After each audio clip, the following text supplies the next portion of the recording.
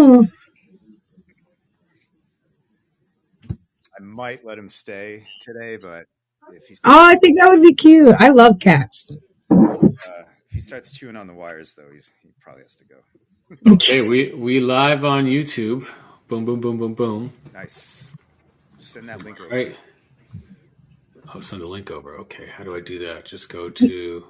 No, you're fine. Usually I receive an email that you're live, so I'm just waiting for that email to come through, and then I can forward that over to Doug, and you can share that as you'd like. Yeah, maybe I'll like fire it into the family chat and see if anybody shows up. Just see if it works. Hey, Lauren, I'm sure you noticed, but the audio just keeps, like the recording audio didn't sync again. Yeah, it's making me crazy. I spent a lot of time on Monday trying to fix it and figure it out, but I didn't want to stretch myself too thin because I was like doing it for like 3 hours. So I figured at worst come source, get it out there. But anything you notice, absolutely send over to me so I can pinpoint, work on, and make better. And honestly, if you're spending like 3 hours on something, let me know if you're stuck. I could always take a look, fresh set of eyes, something like that. Okay, sounds great. I definitely don't want you spending 3 hours on this. So. I know. I get so like one track mind sometimes because I'm like trying to get to the bottom of it. It makes me crazy. Yeah, that's cool. I have not received the email yet that we're live. Usually I get an email straight to my This Is Our Year inbox. What do you think, Mike? Are we changing this to This Is Our Beer? We can talk about that. No, but it's not our year for our winter teams, huh? Definitely not. All right, are we ready to rock? Yes, I don't see the live just yet. I haven't gotten the email yet. It might take a minute or two to come through, but I can keep an eye on that, of course. And then if you want to go ahead and start recording. We're definitely live. I can see it here. It's got a timer, stream settings here. Is there a little share thing and then copy link? Stream URL, would that be what you want? Maybe. All right, let's try this. If it's a YouTube link, yeah. Yeah, let's try this. Hold on. Yeah, because I tested it before, like after you sent me that email, I did a very a blackout live to test it, and it did come through to my email for me. Oh, nice. And we only have one YouTube channel, so I'm sure it's on the correct one. Yes. Well, just check the one I just sent you guys and see where we're at, and then we can go live because I think we are live. I'm not even going to verify this. I'm just going to try to send it to people, and then we'll go. Well, let's just verify that we are live. Someone Lauren, click on that and just make sure that we're live, and then we can go from there. It's not letting me because of our security.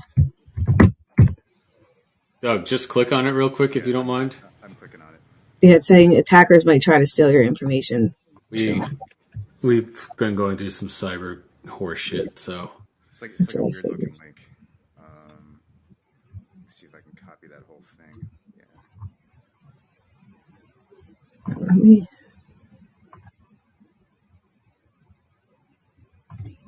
That sucks.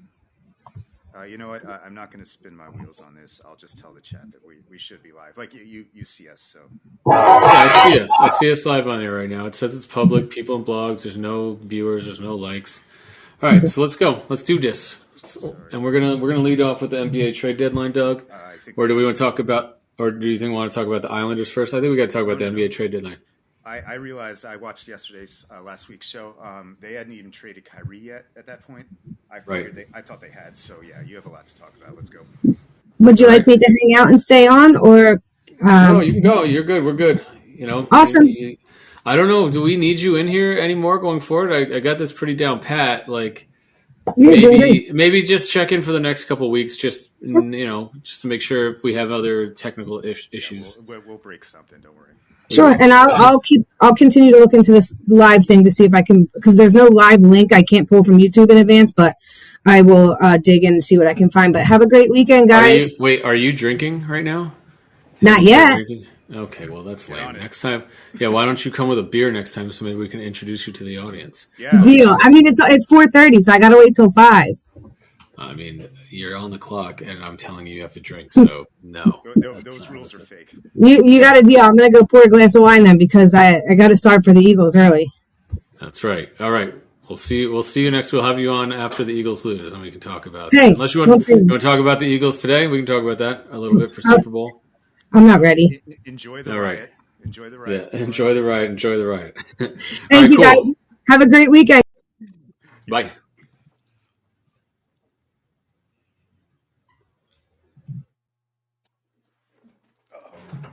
Hello, and welcome to another episode of This Is Our Beer. You know why it's our beer, Doug? Because it isn't our fucking year this year. It is not our year. So, let's just jump right into the beer. What are you drinking today? Hey, you might have heard of this, and it's technically not beer, so I guess that I should have done something else this week. But are you drinking hard kombucha? No, I am. That's not a very that California LA. thing. I told you I'm not that LA. I'll get there someday. And you don't ever want to be there. LA proper, you're probably right. No, it's disgusting. I would never live in LA. Yeah. I thought you meant the kombucha. I'm all mixed or up. drink kombucha. Who drinks hard kombucha like it's a good idea? It's a fad. It's going to go away really fast because it tastes like shit. Well, we'll see. Have you heard of this shit? And I'm sorry, it's not shit. So this is Long Drink, and Jenny heard about it on a Ringer podcast, actually. Okay. It's called the Finnish Long Drink, as in Finland. Now, okay. The legend of 1952, they hosted the Winter Games, I believe, and they had been kind of wrecked by World War II, and they had no idea how to host a bunch of people, so they came up with this drink recipe really quick. They could serve it to everybody, and it's, I guess the original was gin-based. I don't know if there's gin in here. Actually, there is gin in here. It's described as a traditional citrus drink, gin with natural grapefruit and juniper and berry flavors and carbonization. It's gluten-free, so you might like it. And I think it tastes like Fresca, though. I don't taste the gin. If people know what Fresca is. I know what. I mean, who doesn't know what Fresca is, Doug? It's 2023. That is a nationwide drink. Maybe in the middle parts of America they don't. That's not what we drink here in Texas. I was thinking that I know Fresca either from A, when I lived in the South for a bit, or B, back when I was alive in the 1950s. Because you drank Fresca. You drank Fresca when you lived with Norm Kurland, because Norm Kurland always had a bottle of orange Fresca at the house. Orange Fresca, that's right. Yes. So anyway, this is like the standard Fresca, which looks like this. Yes, the yellow one. So, cheers, man. Maybe it was Fanta. Actually, maybe I'm misspeaking. It was orange right. Fanta. Yeah. All right. So cool. Well, I am also drinking today. So it's been fucking Doug. It's been a week, man. It's not only been a long week for sports. It's been a long week for work. Yeah. The first week of February. I don't know if everyone's just getting over that January hangover, but I've been getting kicked in the dick all week long. So. Yay. So I had 2023, honestly. So I have some leftover David Arthur. I think we drank David Arthur a few times on here. I'm a repeat offender because I like the vineyards I like, and I have this fridge here, which that is probably my favorite prized possession, and that is filled with wine. Yep. And so David Arthur is one of the wines that's inside that fridge, and we're going to drink a Nebbiolo, which is an Italian varietal, Italian grape that they grew in Napa. I don't know. I'm going to finish this bottle off that we opened a couple nights ago because I've already had a few. I'm not going to lie. It's Friday. I've had a few already. An expensive earbud into my drinks, so yeah, I'm doing well too, man. I think everybody's had a very, very long week. Cheers, brother. Cheers. Though, I will say no one's had a longer week than that fucking mullet kid at the Dallas Stars game this week. Yeah, that was a journey yesterday, huh?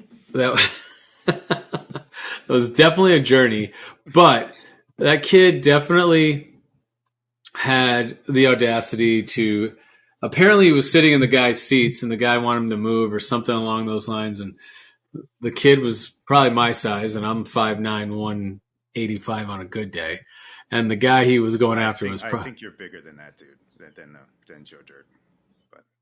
Well, sure. I'm just, trying to give context. And the guy was probably 6'4", like 300. And the little kid ran his mouth at and the guy was probably in his 50s, and the kid was probably like 20. He had a friggin' Bluetooth piece in. Yeah, he did. I thought it was security for a second, and the dry fit polo. He walloped that. He wound up and hit that kid right in the mouth, and that kid That's why I think he might have pulled it a little. That kid deserved it, though. That kid definitely deserved it. You're not even telling the beginning of the story. Did you see that? This is a whole odyssey. Did you see the kid? First of all, that was a nationally broadcast game on like TNT or ESPN. And in the pregame, they actually showed him, and he's showing off his mullet, and he did a nice little look, and he showed his jersey, and it was actually like he pulled it off, and it was part of the pregame promo. So when the video first dropped on Twitter, and it was the unedited video with the audio where you could unfortunately hear what the guy said and what caused him to get decked in the face, and it was deserved. God, what was I saying? Oh yeah, so in the original original video, right? All the comments underneath, other than like the obvious stuff, were like, "Yo, dude, I think I saw him on the pregame, yo." Like that kid had a night. Yes. Yes, he did. Let's talk about the worst part. They're like, someone was like, little boy, like, calm down. Once he was down and getting just like arm locked, they were like stroking his hair, calling him little. Oh man. Yes. I mean, dude, he asked for it. I mean, he told him he was going to box the dude. He said, step down here and I'll box you. And then he called him a dumbass N-word. Yeah. Right. And then dude just clocked him and put him on his ass. It was great. It was great. Okay, so, hey, white boy Rick, shout out to you. Shout out to you. Real American. But Doug, we got yes, definitely only in Dallas. But let's Florida too. Fair enough. Lots of places in this country. Let's be honest. So we've had quite a week, though. Let's get it back on Sports Track. Are you okay? Why are you decked out? It's the first time in a long time I'm actually proud to wear. Oh, this. You're okay. So you're excited. No, I am not excited. I am, but what am I going to do? What I've learned through the last week is that once again, the NBA players could give a fuck about the NBA fans. The NBA players could give a fuck about the team they play for. The NBA players give a fuck about getting paid. And we'll take it back to a week ago. A week ago, the New Jersey Brooklyn Nets were in 5th place, 5.5, 6.5 games behind the Celtics. And when KD was healthy and Kyrie was healthy, they looked like they could challenge anybody in the East. KD got hurt about a month. No, even in the games. I mean, we beat with a healthy squad. We were beaten pretty much. We had like a 11-game win streak. I mean, we were one of the hottest teams in the league. KD plays Jimmy Butler, dirty ass player, hits his knee, and KD goes out again with MCL sprain, like the second or third year in a row, whatever it is. I don't even fucking know. And so he goes out. Kyrie then is now the guy, and Kyrie's playing the best basketball he's played in Brooklyn in the last 4 years. Trade deadline was yesterday, February 9th. Kyrie then comes to the table and says, give me the full max deal, or I'm not playing another game for you this year. I'm sitting out the rest of the year. It's not like we were in last place. It's not like we were in like wherever we were. We were in striking distance. KD is about a month away from returning at the most. We probably won't be able to challenge for the top spot in the East, but top 4, I think we'll get home field in the first, round at the very least. And then Kyrie makes it all about him and the money. We offered him numerous different options that would have triggered a full guaranteed contract if we won a championship, whatever. You want to complain about that? Fine. But then we go and trade him to Dallas. And we get Spencer Dinwiddie Dorian Finney-Smith. Yeah, a first-round pick and a second-round pick. A first-round totally unprotected in 2029, and a second-round pick in, I think, 2029 as well. So we're gambling on the future of Dallas in 6 years being not great. So then, I mean, is Luka gonna like go back to Europe? Dude, I mean, I don't know if Luka's gonna go back to Europe, but I can tell you this experiment is going to fail. Right. They weren't even in a place to really strike for the playoffs, but I can't see. I mean, this guy can't play with anybody. You know, he's a great talent on the court. He is nothing but a cancer in the locker room. I don't know what he's going to do in Dallas, but I am happy to see him go. With Cuban. Yeah, I'm happy to see him go. He definitely, I'm over it. Like, he brought KD to Brooklyn, and he brought some sort of respectability to the franchise, but he is a cancer. And I want to tell you a quick stat, Doug. In the 3.5 years that they were teammates, do you know who played more games of the two of them, Kyrie and KD? How many years was it? 3.5 years that they were together. And mind you, KD missed the entire first year. Yeah. Do you know who played more games for the Brooklyn Nets? First of all, I thought you were going to ask how many games did Harden, Kyrie, and Durant play together. We all know that was only 16. Right. I mean, you're loading it up for the answer to be KD, even though he missed an entire year and pretty much gets hurt every year. KD missed an entire season and then was hurt every year after for an extended period of time. He played 159 games as a Brooklyn Net. Kyrie played all 3.5 years and played 157 games for not getting vaccinated, shoulder at the end of whatever, opting out of the bubble in 2020. So it's like disappearing. Yep. He didn't want to go to Portland and Detroit, so he took off, pulled a Rodman, and just took off for a couple of days. Yep. Yeah.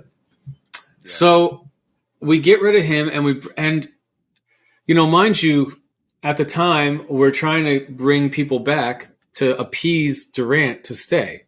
So we bring back a point guard in Dinwiddie, who's a fan favorite. I still love Spencer. I'm happy he's here at the end of the day.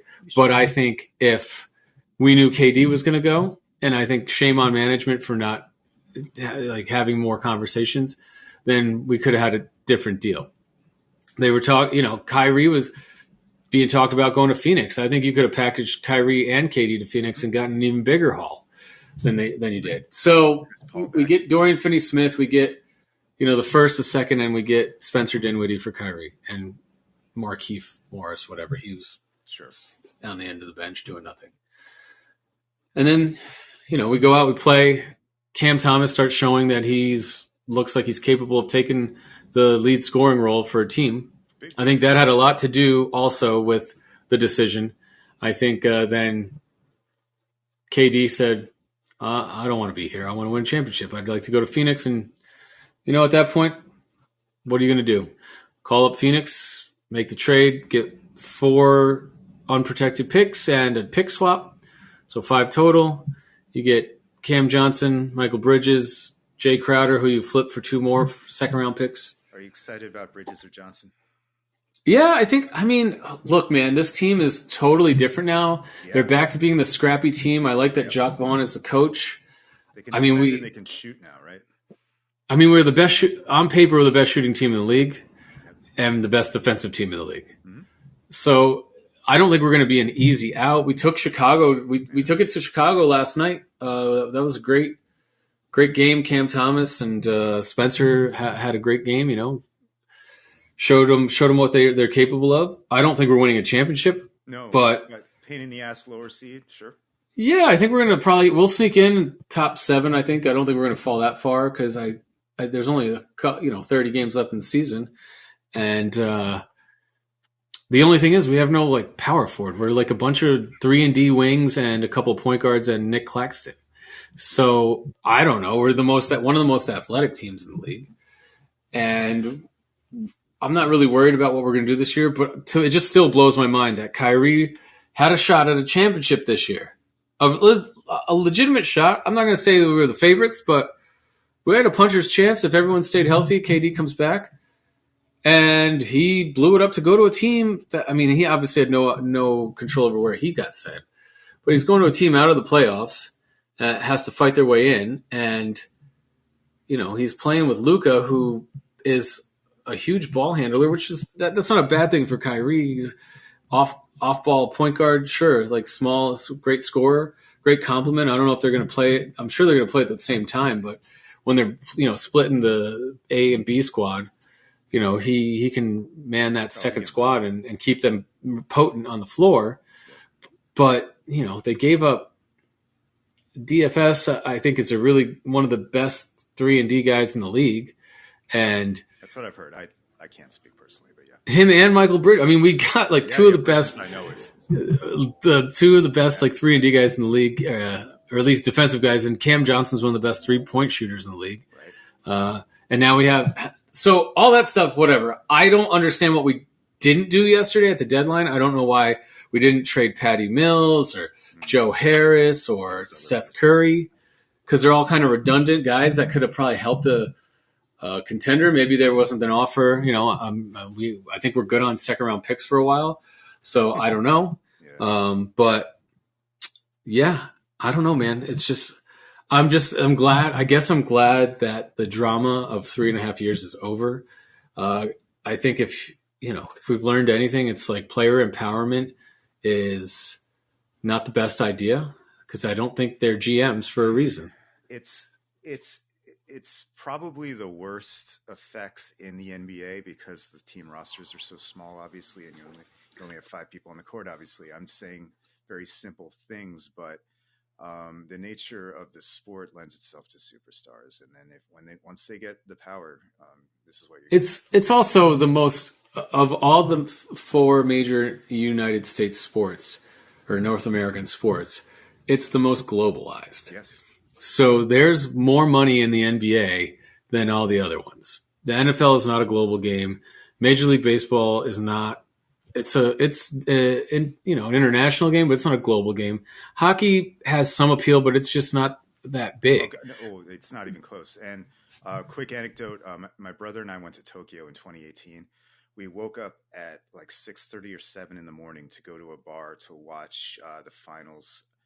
God, that might have been the one where LeBron came back against the Warriors. I forget what year it was, but I know the Warriors were involved. Anyway, so it's 7 a.m. on a weekday. We find a bar that's watching it. We walk in. We can barely get in the door. The whole thing is packed with diehard fans. It was really cool to see. Like everywhere you go, and the NBA is like that. I would argue they're probably other than soccer, right? They're reach. No, they're. I would say in terms of global popularity, soccer, football is 1, and the NBA is 2, and that's why these guys know they can do whatever the fuck they want, because they have the power. They have the power, right? They want their money because they know they're splitting with the owners 51-50, and there's so much, or 51-49, and there's so much fucking money in that league because it's such a global brand that they know that these owners can fucking afford it. I mean, this fucking asshole just paid $4.5 billion for the Phoenix Suns, right? Yeah. And I don't want to hear this old adage of we buy teams because we can write off all the shit. I'm sure you can write off all the shit, but you buy teams because you make money. Yeah, and it's not the ticket sales. Yeah, it's not the ticket sales. It's the merchandise, and it's the licenses, and it's the watching the games overseas, right? So come on, you're getting a piece of that YouTube, NBA TV, whatever the fuck it is, and so it's gone too far though. I mean, Sean Marks built a great squad that would have been. They were a scrappy team. They had a great culture.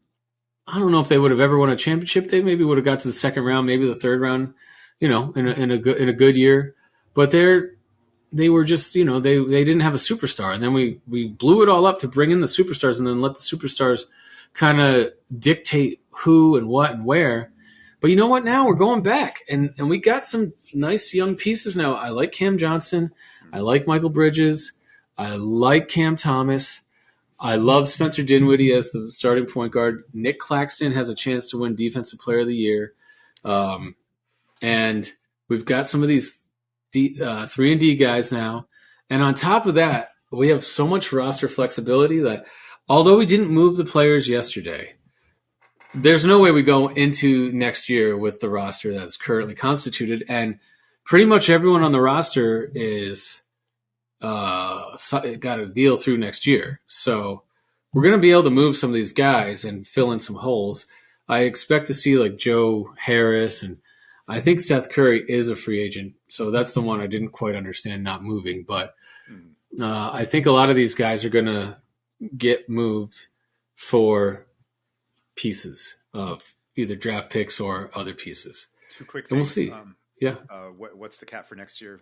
Very quick answer. I want to say it's like 132 million. How's your cap space looking? I mean, if we bring everyone back as currently constituted, I think we're over by so 6 million. This is still a cap team, I guess, which makes sense because they had to make the trades work. Second, though, and then we can move on. But final thing about Kyrie from my perspective. He just more than once he had to get out of Brooklyn. What was it that he hated the most? Was it Sean Marks? Was it the ownership? I don't think he hated anything. I think Kyrie he always had to get out. Like he just couldn't be there anymore. Right? He did that. I figured it was Marks. He did that every stop. I think it was Joe Tsai. I think Joe Tsai and him finally were just butting heads because they're both alphas, right? But I think at the end of the day, he wanted a max contract, and he wanted them to kiss his ass to give it to him. Yeah, it's all about the money, dude. If we had given him a max deal, he would have signed it, and he'd still be playing every other game for us. There still would have been the nonsense, I'm sure. That's why I said every other game instead of every game. He would. I mean, you get paid all this money. Fans want to show up and see you play. Clearly, they don't give a fuck about that, or he didn't. I mean, KD never really took. I will. Here's my one gripe with KD, and I gotta say, he's one of the greatest players of all time, great scorer. I think he's a horrible leader. I think he's never had to be the leader on the team. I think when he's gone to a place like here, he was the leader, and he let Kyrie do whatever Kyrie was going to do. You think Jordan would have let that happen? You think LeBron would have let that happen under his watch? It's a good point. Like Brooklyn was his chance to be the captain, right? He didn't get it done. No, he didn't get done. So didn't get it done. Right. Sorry, so yeah, hey, what are you gonna do? So back to the drawing board. I think we got a chance to move some more pieces in the offseason, draft a bunch of people. I think if Sean Marks has proven anything, he can unearth gems in the draft, and they don't need to be top picks. I mean, he did it with Cam Thomas. He did it with Nick Claxton. He did it with Jarrett Allen. He did it with Karis LeVert. So, and these guys weren't franchise altering, but he took guys that were like mid to late first round picks and turned them into valuable players. And he's great at scrap heap guys. Look at Joe Harris, Spencer Dinwiddie, Yuta Watanabe this year. I don't know how to pronounce his last name, so I don't want to butcher it. All those guys, those guys are scrap heap guys that he turned into rotation or starting NBA players that are, coming along. And I still think he's got the eye. So I think Joe Tsai, everything that I will say is I think Joe Tsai is aligned with Sean Marks. I don't think Sean Marks is going to get fired because I think that would be the anti, what they just did.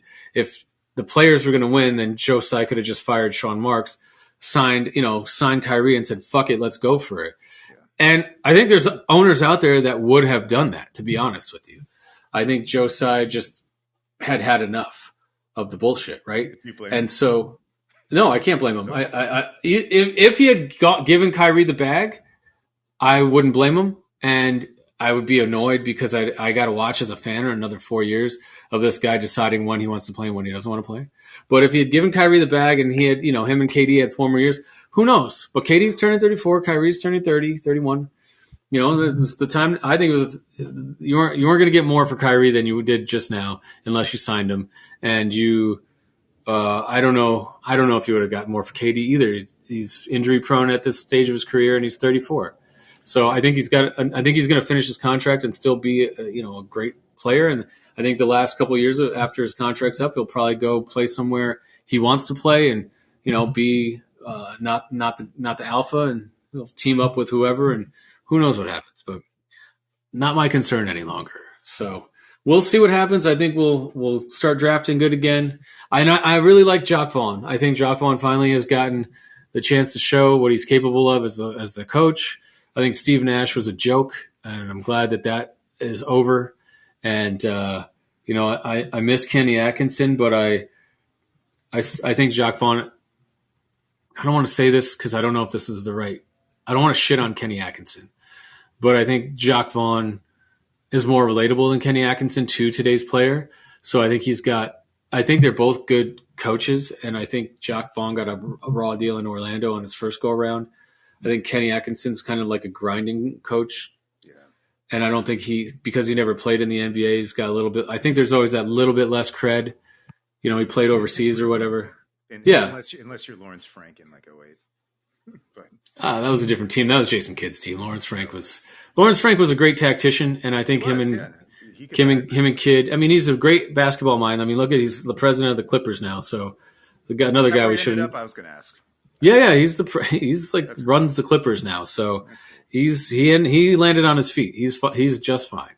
So yeah, man. After Jersey, I forget where. After Jersey, Lawrence Frank went to. No, I think he went to the Clippers as an assistant coach, and he's just been there ever since. And then he didn't get like the Atlanta job or something. I don't know. That was a long time. I don't think so. Maybe I don't think so. So we can go back and look. Let's see. Is there anything on the live? Nope, still no fans on the live stream. So let's look up Lawrence Frank on YouTube.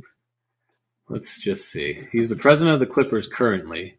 He's 52 years old. It's not too bad. Basketball ref. Yeah. No, he became the Celtics assistant for 2 years after he left us, and then the Pistons head coach for 2 years after that. That's right. And then he came back to be an assistant in Brooklyn, and then he became an assistant for LA from 14 to 16. And he actually won Executive of the Year as the president of the Clippers in 2020. So, yeah, he's doing just fine. He's doing just fine. Always fun to remember some coaches. He was one of my favorite. Him and Laviolette are our guys that I always remember fondly. Yeah. Speaking of that, good segue. Good segue. So we had talked about that segue, that team, the Islanders trading for Bo Horvat last week, yeah. But I don't think they had signed him to an extension at that point. No, they hadn't. And so I don't think we were too worried, you and I. I was more worried than you. Yeah, but I had faith in Lou not to do like really terrible thing and just throw assets away. But yeah, well that's the thing we said. Lou's never not gotten his man other than JT, and he came in at the very end, at tail end, so we don't blame him for that. He's definitely missed on a bunch of dudes. I'm talking about trading and signing to come. Okay, like once a year. Yes, the guys that have been here, he's gotten his man in terms of It's funny, signing. like Long Island has always been like that, right? Remember when like Lubo and like what was that the goalie's name? Nabokov, like they initially just didn't want to show up, and then they got to Long Island. They're like, oh, this is fucking great. I mean, I lived on Long Island for 7 years. Dude, I'm from there, so yeah, it has some charm to it. There is some really beautiful things to Long Island. There's some really not beautiful things to Long Island. Yeah. And it just depends on where you are and what you want to do and how you want to live. So, absolutely, taxes, politics, and traffic, but we won't get into that. So anyway, yeah, Islanders lock up Bo Horvat. Instant chemistry with Matt Barzal. And what did they do with Matt Barzal? Moved him to the wing. And who's been saying that all show long? It makes a lot more sense when you have 5 centers, but yeah.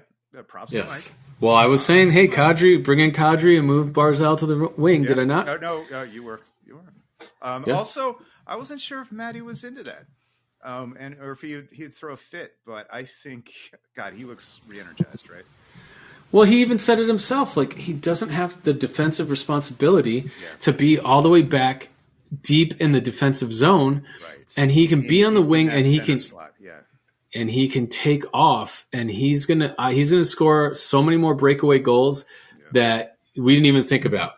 And not only that, I've been watching the dynamics close, and I don't know if this is Lane or just the players like working together, but you'll see when they're on the attack that Maddie will take the center, and Bo will move to the wing if the situation calls for it. So I love it. Like, the fact that they can go like that, if they can make that work, I mean, it's two world-class players, and it's suddenly two really good scoring lines because Kyle Palmieri's woken up.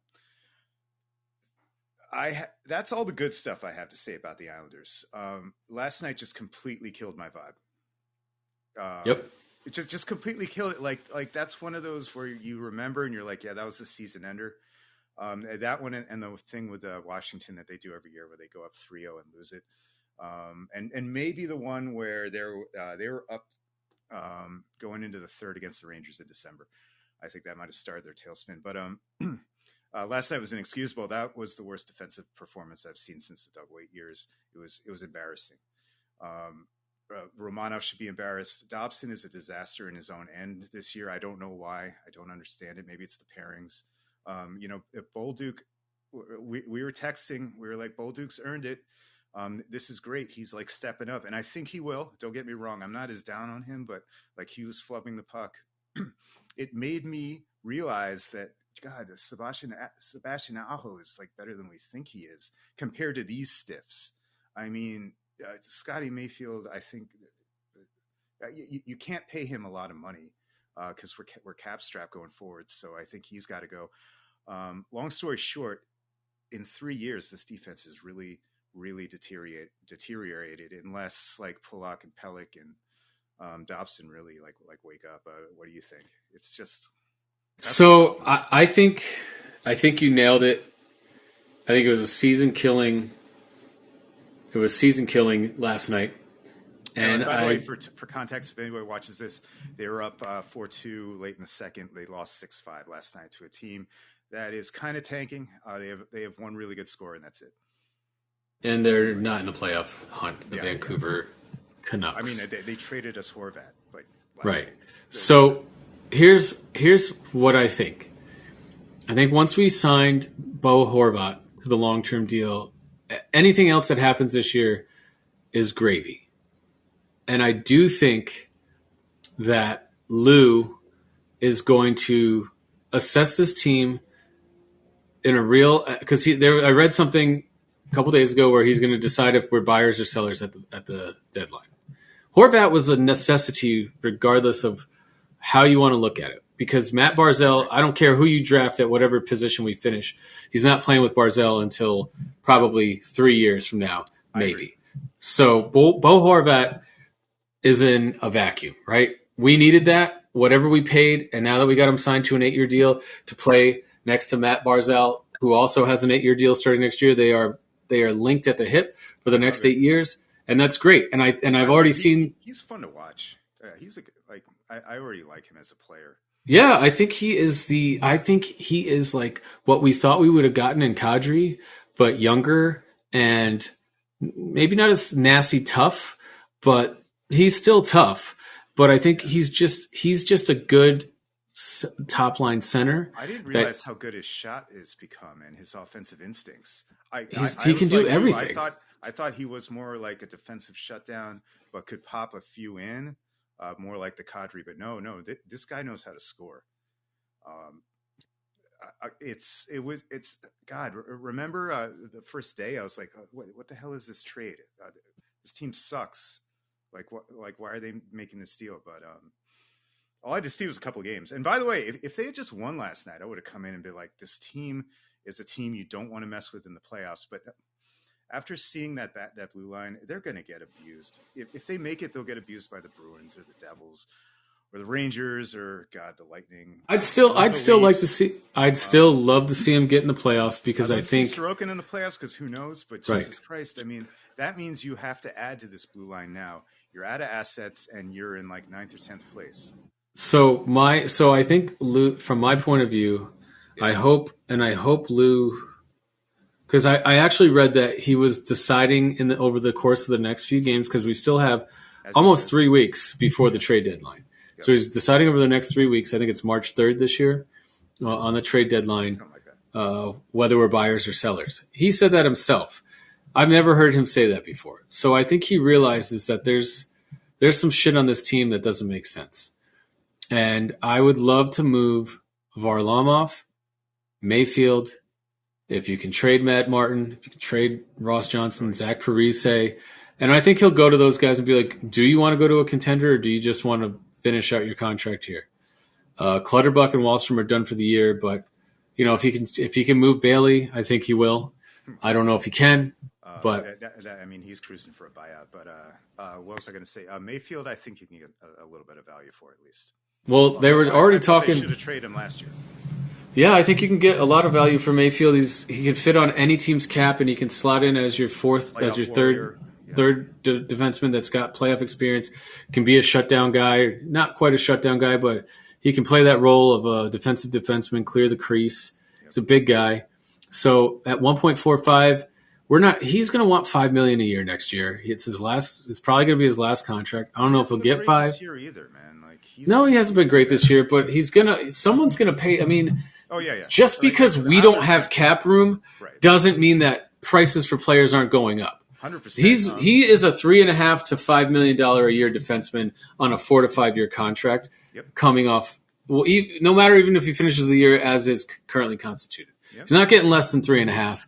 I can guarantee you that, and that's too much for us right now. If we give him that, I mean, like what are we doing? Like who are we trading away?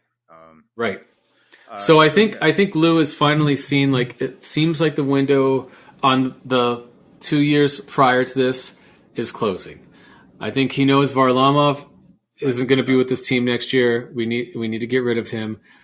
I hope, man, because we could be wrong and Varlamov gets a 2 year $6 million deal, and Mayfield gets a. No, if he makes 3 or 2 next year, good, fine, whatever. I mean, we need a backup. I'll take him, but he can't be $5 million, obviously. But I think we can get. They're already talking about LA looking at him, and if he.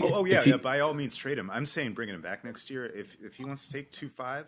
I'm talking about this year at the deadline.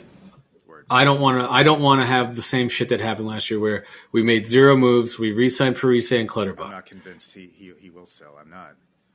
But that's nice to hear that maybe he's being realistic. I mean, the worst case is something like him paying for Erik Karlsson or something, and that's 4 more years after this. That would be like that's what do you call it? Bizarro Lou. Not I don't. Bizarro Lou, I think adding more vets to this tire fire isn't going to fix it. I also think that Lou realizes that we don't need an offensive defenseman. We have one of the best offensive defenses in the league. We need a defensive defenseman. We need a defenseman that can shut people down. Maybe not pass it unpressured right to the opposing team in the slot, right? Like Romanov did last night. Dude, he gives me a headache. If he has value, trade him. He is. I'd say. I mean, why was he worth that? What we paid? If he had offensive upside, I could see it. And if he was a project, this dude has 0 offensive game. Right, but I disagree with you. He's 22 years old, and he was a middle 6 defenseman. A middle pairing defenseman. On the worst team, but he's still 22 years old, and he's still. When he puts a hit on you, he plays hard. That's awesome, but I think you got to remember he's 22 years old. Can he Doug, make one offensive play? Can he hit the net? I'm not worried about that. If he becomes what Scott Mayfield was next year, and for the past 3 years, not. I don't know, Doug. I think you got to pay. You got to pay to get NHL ready players, because what you're buying is the fact that they're in the league. You're not sure having he's to NHL ready. He's just not looking like it. I want to be wrong about this. I want him to turn it around. He fucking sucks right now. Okay. Last night fucking set me off, man. Tell me how you feel. Was a I'm listening. very tense night for all of us. It goes back to we're all having a bad week. That was embarrassing, man. I luckily didn't get to watch 1 second of it. I actually watched that explains some of this. Okay. Yeah, I watched this team last night. I watched this team beat the Chicago Bulls at home with Cam Thomas. Sorokin, by the way, either. But yeah, I don't know how he lets in 5 goals. That's what my question was. Like, I don't care how bad the defense is. Why is he letting in 5 goals? Bad, though. It was just like, what's like skating past, like when which side of the stick do I hold? Oh my goodness, Doug, you're hilarious. You're hilarious. So what do you think? What do you think is the what's the end result this year? What are we doing? I think we're going to sell. Yeah. I think unless we catch fire over the next 3 weeks and we forget about it, but I think you're right. I think last night's game was a nail in the coffin, and I don't know how you recover. Apparently Lane Lampert read the team the riot act after the game. But sure. Flip over the buffet table, and I did some notes for this show, so thanks for reminding me. I like you. I want Lou to sell. I do like the fact that you said that maybe he's thinking about it, so that's good. But I had a little thing that I wrote in terms of like 100%, and 2 guys here, Lane and Lou. How much of the blame goes to each? And I'm like either 60-40 Lane or 70-30 Lane. I think Lane's had a bad year.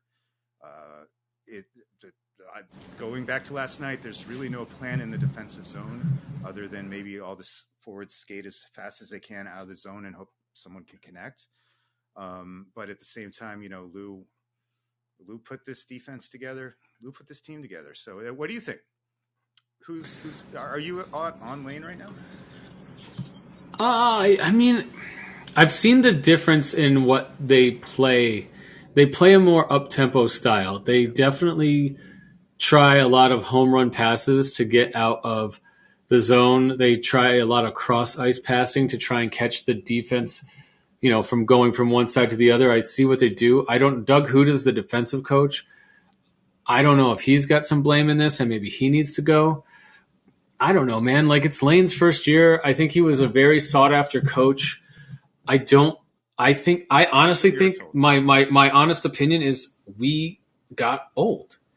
Yeah. We're not, you can blame the defense. Sure. You got Pulock and Pelech. Pelech's coming back from a fucking bad concussion. So I don't know if he's 100%. I'm giving Pulock he's looked bad Pulock, this year, Pulock's been okay. Yeah. Dobson's been okay. Romanov, as you just said, stinks.